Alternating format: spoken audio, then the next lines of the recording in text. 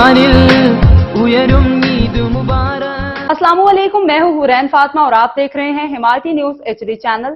नजर डालते हैं आज की अहम खबरों पर। इंसानी हकूक कमीशन ऑफ पाकिस्तान HRCP का कहना है कि पाकिस्तान में लाखों मजदूरों को कम उजरत के बायस अपने खानदानों को खाना खिलाने या बिजली का बिल अदा करने जैसे मुश्किल फैसलों के दरमियान चुनाव करना पड़ता है।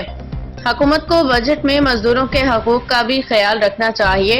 वकार से वकार तक जिंदा उजरत का मुकादमा के उन्वान से जारी HRCP की रिपोर्ट में कहा गया है कि पाकिस्तान में एक 6 रुकनी खानदान को खुराक, रिहाइश, यूटिलिटीज, सेहत की सहूलियात और तालीम की फराहमी के लिए रोजाना 75,000 रुपए से ज्यादा दरकार होते हैं, लेकिन इसके बावजूद लाखों मजदूर इससे कहीं कम कमाते हैं और इन्हें अपने खानदान को खाना खिलाने या बिजली का बिल अदा करने जैसे मुश्किल फैसलों के दरमियान चुनाव करना पड़ता है।